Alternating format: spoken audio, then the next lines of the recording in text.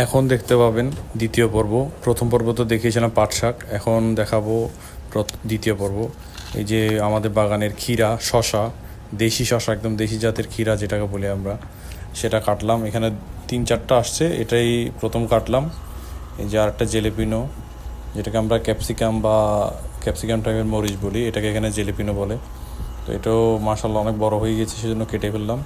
আর এটা হচ্ছে আমাদের দেশীয় ধান্না মরিচ বলে, কিন্তু দেখতে ধান্না মরিচের হলে ধান্না মরিচের মতো ওরকম ঝাল হয় না। তো ঝাল আছে, সুগন্ধি আছে মাশাআল্লাহ, আর মরিচগুলো খেয়ে মজা আছে।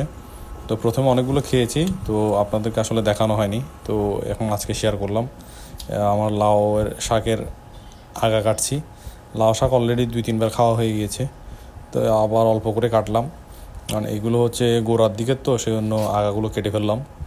তো লাউ শাকটাও অনেক মজা, যদিও এখনও পর্যন্ত কোনো লাউ খেতে পারিনি। প্রথম যে লাউটা হয়েছিল সেটা আসলে ঝরে পড়ে গিয়েছে, কারণ এখানে তো মৌমাছি খুব কম, তো ফল খুব সহজে হয় না। আর আমার তো ভিতরে এখানে আসলে লাউ হওয়া খুব কষ্টসাধ্য, আল্লাহ যদি রিজিকে রাখে তাহলে হবে। এই যে দেখেন লাউয়ের আগা। আর এটা হচ্ছে ধনিয়া পাতা, যেটা আমরা ওই যে বড় ধনিয়া পাতা বলি। এটারও সুগন্ধি অনেক ভালো। এটা যখন কাটছিলাম, এটা সুঘ্রাণ অনেক, এত সুগন্ধি যে আপনাকে বলে বোঝাতে পারবো না।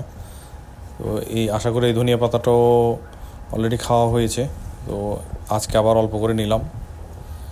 তো আমাদের বাগান থেকে আলহামদুলিল্লাহ আমরা অনেক কিছু খেলাম। আমার মিসেস তো অনেক কষ্ট করছে এই বাগানের পিছনে, ওর কষ্টের ফসল।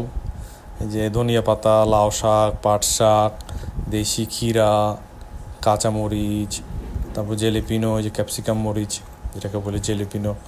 তো এগুলো আসলে স্বাদই আলাদা, দেখতে খুব সুন্দর লাগছে মাশাআল্লাহ। তা আপনারা সবাই ভালো লাগলে লাইক এবং শেয়ার করে দিবেন।